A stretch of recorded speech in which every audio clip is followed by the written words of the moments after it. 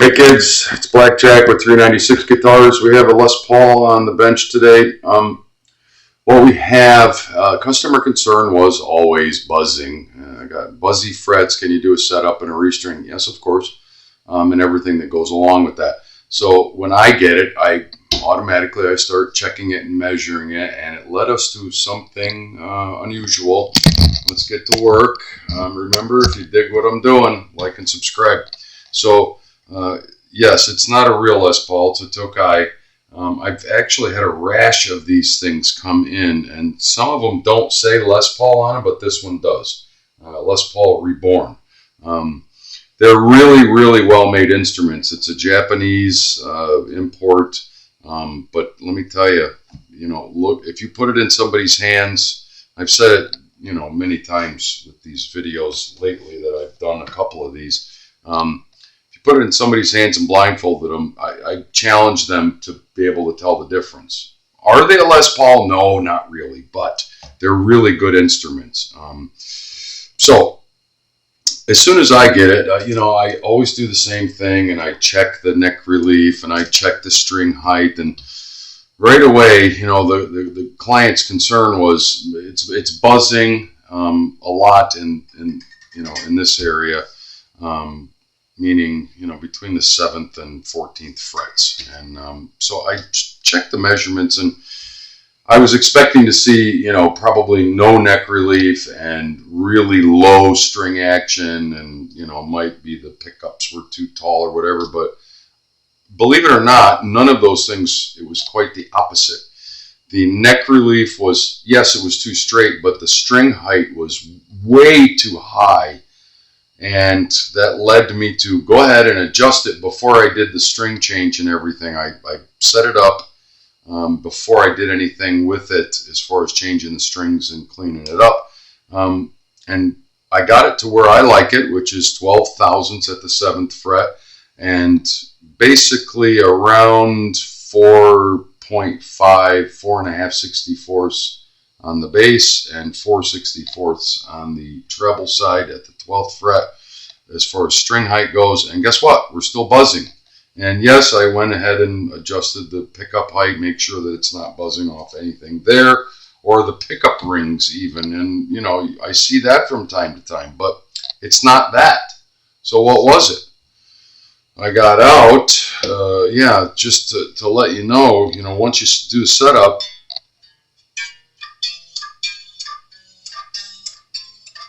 we're getting some buzzing. So you start with the fret rocker and you work every position all the way, laterally across the board and all the way up and down. And it wasn't until I got all the way up to the 21st fret and, the 21st fret right there, which is basically like a speed bump right now. So fingering the strings down here, it has just enough room to be able to do its thing, the string vibrating. But once you get up here, and that's the fret that it's buzzing off of, right there. Because all of these are fine. There is one minor buzz over here, but it's or rocking a little bit, but it's almost, it's so close and minor that that's not the one. This one's like a speed bump. It's really, really tall. So yeah, off come the strings, tape everything up. I'm going to show you that right now, and then we're going to file it down by hand, and then we're going to test it with a rocket until we get it to exactly where we want it. And then, of course, we have to recrown it and polish it. So stand by while I get the strings off. We are doing a string change and a setup, but I've pretty much already done the setup. Once we fix this and put the new strings on, we're going to check all the setup measurements. Stand by. Okay, so this is our victim right here.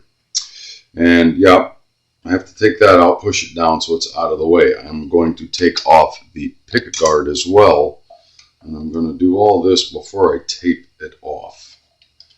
because yeah, we're using a file, and it's a pretty aggressive procedure because you're actually cutting down the fret that is sprouted or popping up, and you don't want anything else in the way, because I really need to be able to work it this way, and the switch is right where it's going to be in the way.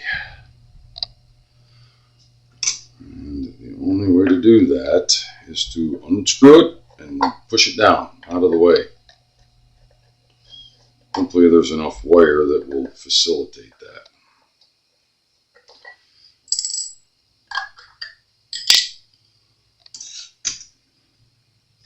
Oh wow, it's got some kind of weird, that I have never seen a three-way switch like that. Look at that in there. Just when you think you've seen it all.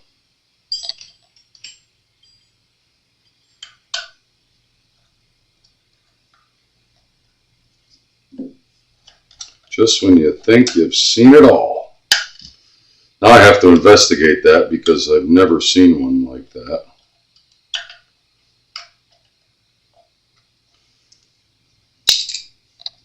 I want to look at it closer and see what in the hell that thing is. Look at that. It's got one wire going into it, and that's it. You can't see anything else.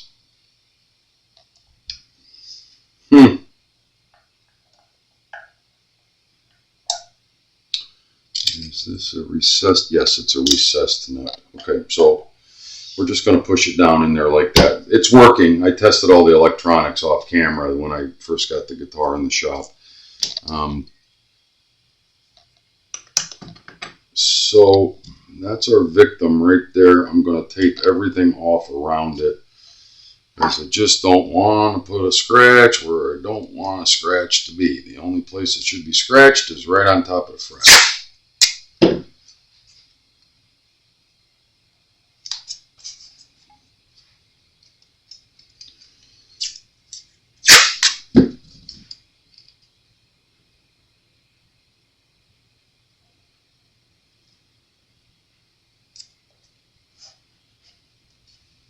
Get right up against the fret so that we're not, any of the board is exposed, or the fret side of the binding on the side of the fretboard.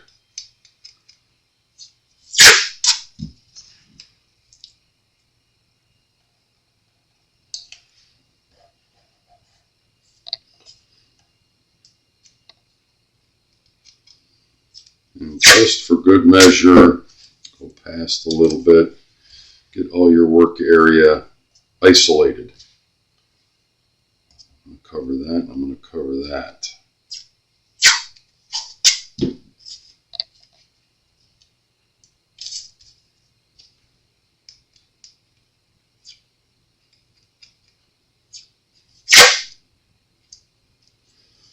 Arts and crafts, arts and crafts.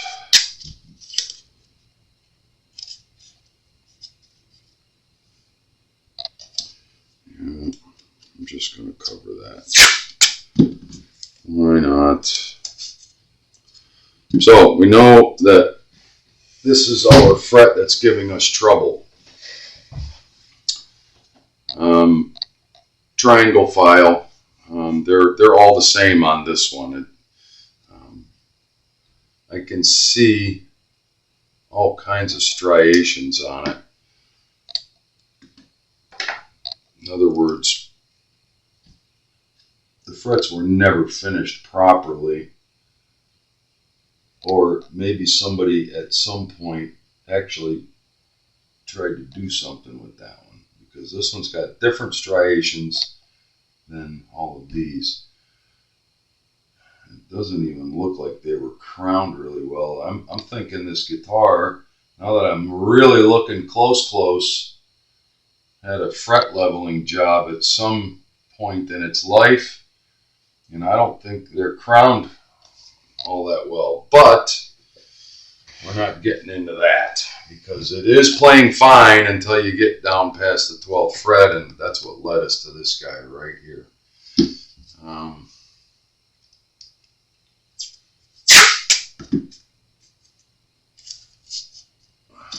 more tape. Right away I could tell just by this right here, I want to cover this.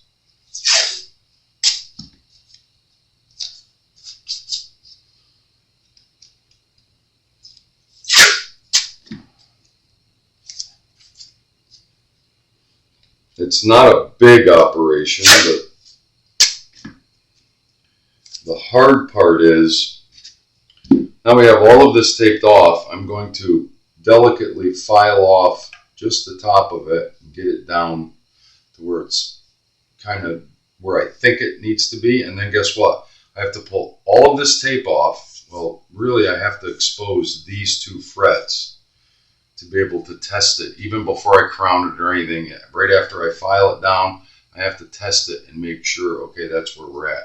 And it's critical that you don't go too far, because a low fret can give you problems just like a high fret can.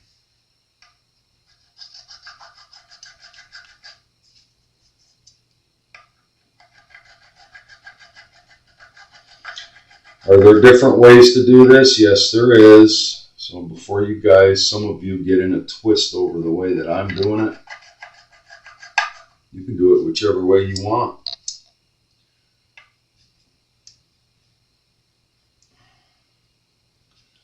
This is the way I do it.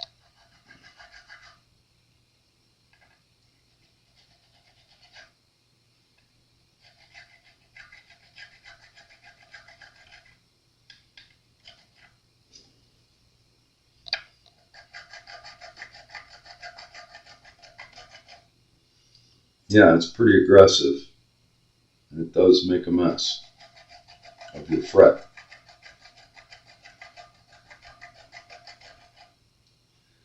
There are different tools to do this.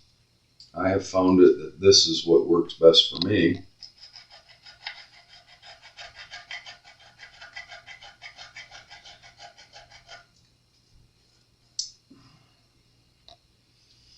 When you start to notice that the top of your fret is getting flat, you kind of have to stop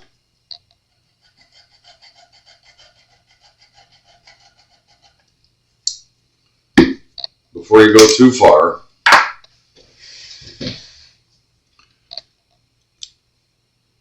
And expose.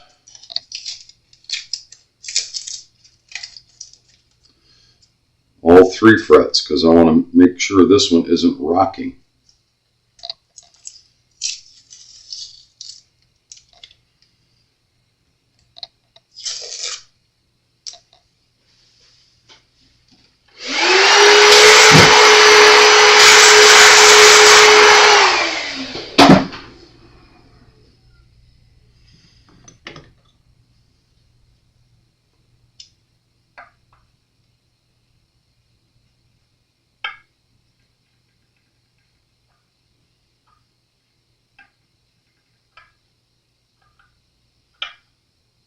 Okay, so it's not rocking here, but right here it is. Right there it stops. It's okay on this side.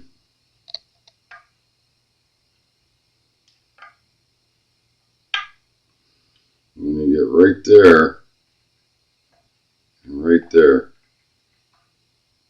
So right in this area, we still have to get some more material off of there.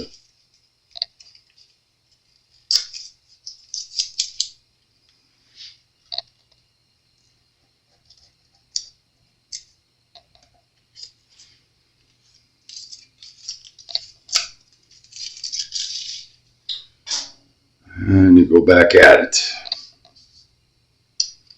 So I'm going to pause here because I don't need you to watch me do this 4 times, because I always err on the side of caution and take a little bit off at a time. Now I've narrowed it down to this little area right here. So I'm going to try to level that off. I got to tape it, file it, pull it off, test it, and it could take me a couple more times before I get it exactly where I want, just the rough cut of the material that I want to take off. So I'm going to pause while I go through that little bit of a process, and then I'll be right back. Okay, so success. That's our victim right there. And it was still rocking on this side, the base side. And it is no longer rocking at all. That is a success. So we pull the tape off.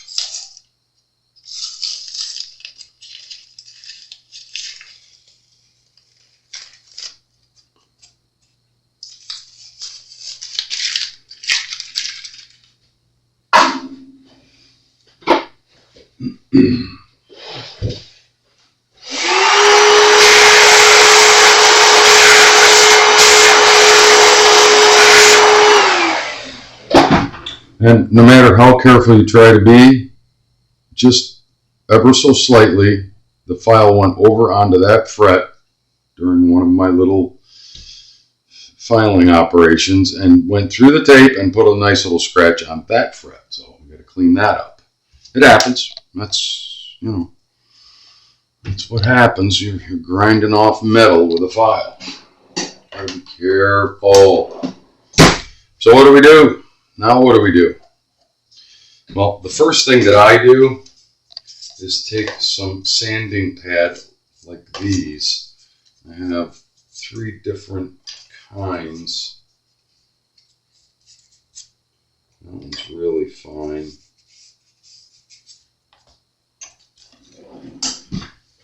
But I'm only going to use 2.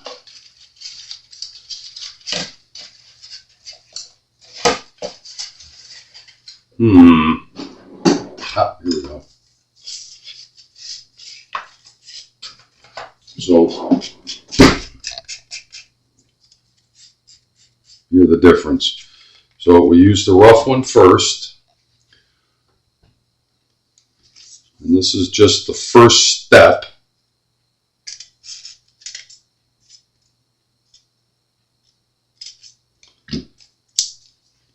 Just the first step. And this is going to just clean up the top surface roughly, okay? And I will also pay very close attention to my fret ends on that particular fret.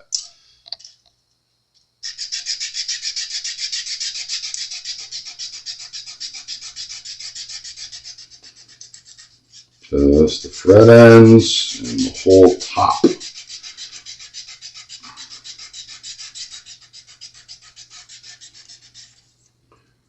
Then move over to, I have a smaller piece already cut, I think I do. Yep.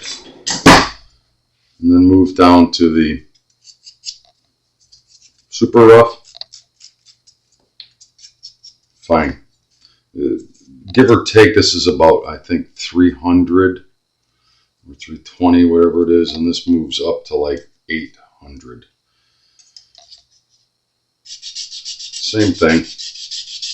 You're just taking off some of the really rough burrs.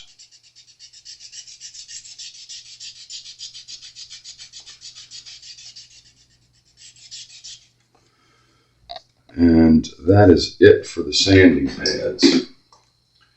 The next step is we're going to tape it again. And we have to use our Z file.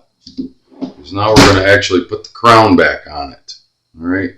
Once the first step of cleaning up the top of the fret and getting the really bad scratches off, we're going to tape it. And then we're going to use the Z file, which is actually going to bring my crown back up to where I want it. And then after that, we're in the home stretch. All we got to do is polish it, starting with, progressively finer and finer and finer sanding pads. Those I use a little bit different product. I'll show you in a second.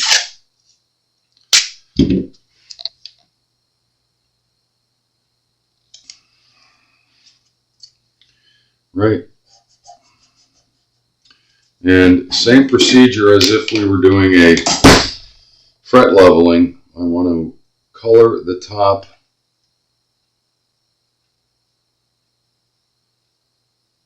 of the fret, the flat surface as it were.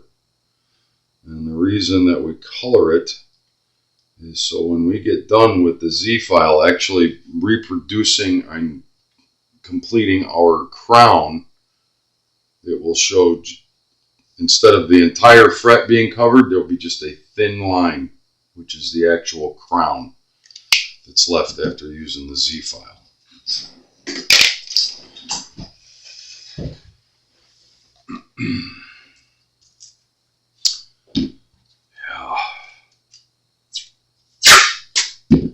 And protection tape, protection tape, protection tape, over and over and over again, just for one file, or one fret, I mean. Because all it takes is one time inadvertently going like that over the side of the guitar, and you're doing a paint repair. And I abhor paint repairs. Abhor? Did I say abhor? I don't like it. Alright, so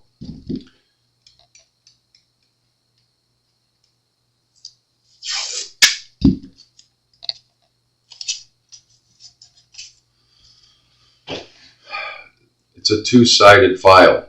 So one will do this angle and the other side will do that angle. Let the file do the work, put a little bit of pressure. Be mindful of your ends, your fret ends.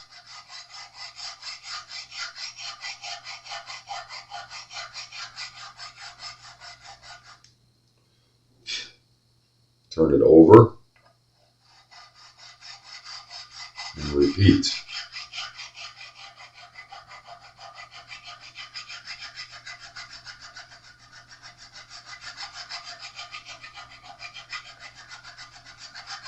Inspect. There's a little more on there than I want, so I'm going to probably repeat that procedure. Yes.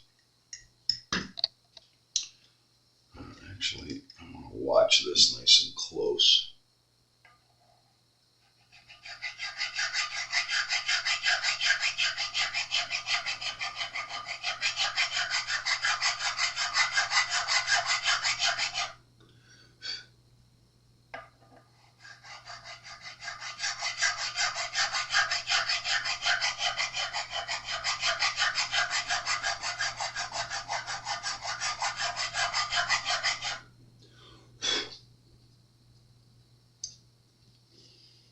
Very nice.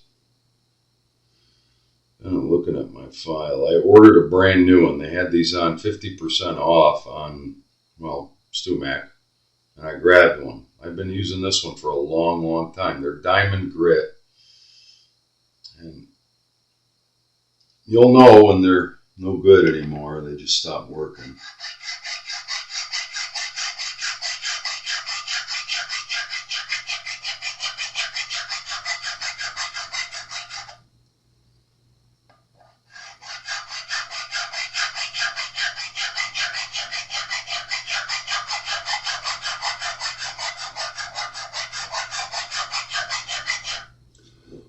And that is what we're looking for.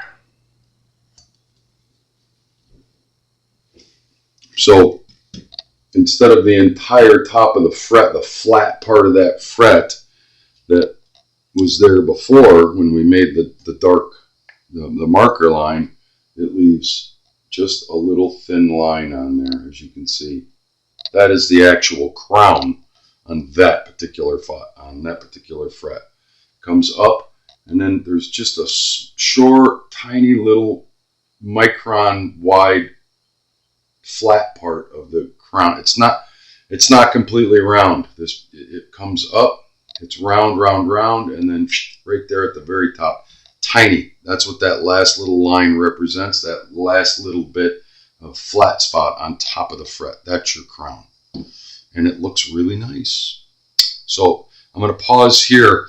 I just posted a video with, I did a fret leveling on a Les Paul Epiphone, I think it was, and you've all seen this process. So it starts at, I think the coarse is 1500 to 2400, medium is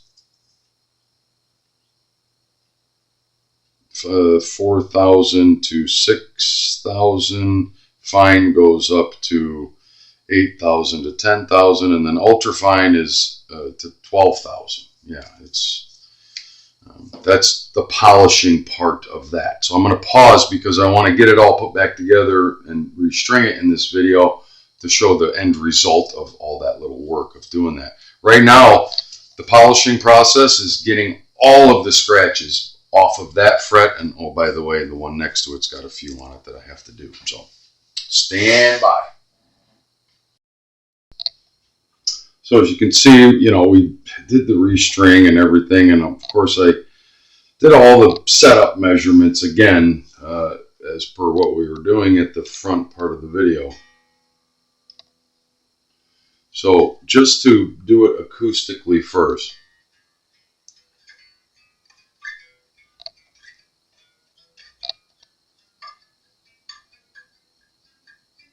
And this was our problem area, especially on the E, A, and D string, because our 21st fret was, well, it was a speed bump.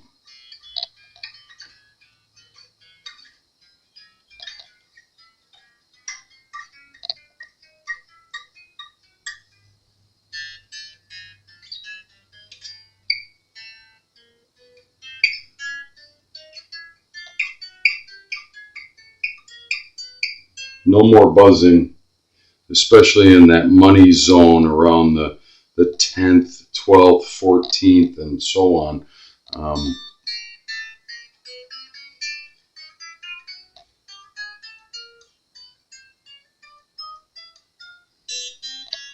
So, yeah, never really had a problem on the treble side, but yeah, it's pretty cool.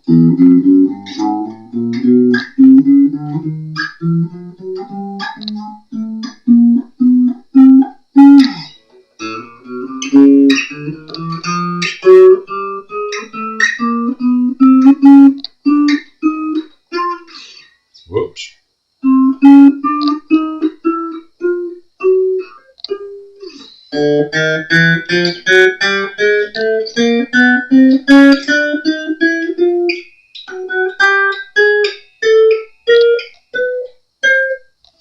So, yeah, that was our problem area, 21st fret, E, A, and D especially. Of course, we cleaned up the entire fret. I got it to where it's not rocking at all anymore, and that's the main thing, I mean, that's everything from the 10th fret up, on the scale. It was starting to buzz no matter where, and somebody had, like I said in the beginning of the video, somebody had tried to adjust that by, bringing the string action up so high, and it doesn't matter, because when you're fretting here, this is all that matters. This is where the work is being done, right? And with that fret too high, you could have your fret action at, half an inch, but when you fret that note, that fret is still going to be getting in the way, and that's what we repaired. And, just like we did right after we got done, it is rock solid. There is no rocking there at all. And you would hear it. You would hear it if it was rocking. So, yeah, we're golden. That's the end of this video. It was all about the 21st fret. It was a speed bump. It's Blackjack with 396 Guitars. We'll talk soon. Remember, if you dig what I'm doing, like and subscribe, and please share.